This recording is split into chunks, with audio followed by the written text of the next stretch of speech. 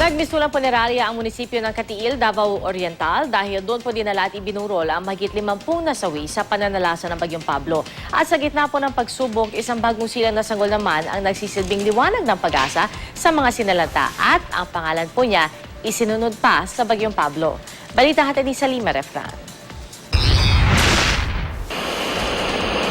3 araw matapos manalasa ang Bagyong Pablo, ngayon lang nadala sa poblasyon ng Katiil sa Davao Oriental ang 4 na sugatang residente ng liblib na barangay Maglahos. Iniligtas daw sila ng mga kapitbahay pero hindi agad nabigyang lunas dahil nasalanta rin ang buong barangay. Dito sa barangay hall kung saan sila dinala, nakilala ko naman ang kapapanganak lang na si Joanne. Ang kanyang sanggol na si Paul, ipinangalan sa Bagyong Pablo.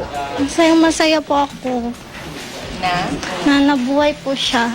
Pero marami ang hindi nila simpalat. Sa mismong munisipyo, nakaimbak at iniimbalsa mo ang marami sa 50 nasawi sa bayan. Masakit na masakit.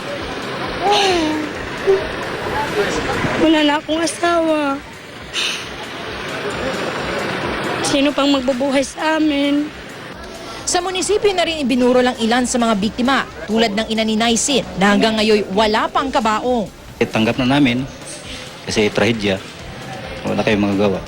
35,000 residente ritong apektado ng bagyo.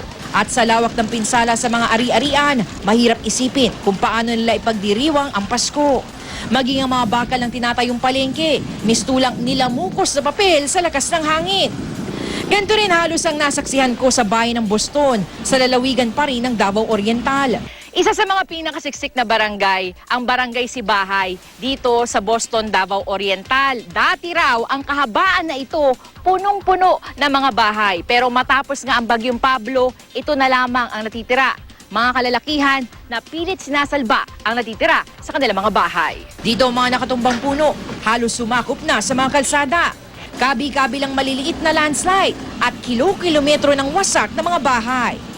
Sa ngayon ay patungo na sa Davao Region ang BRP Pampanga mula Maynila. Dala ang may 30 tonelada ng relief goods mula sa NDRRMC at DSWD para sa mga bayan ng Katiil at Boston, gayon ng Baganga. Mula dito sa Davao Oriental, Salima Refran, GMA News.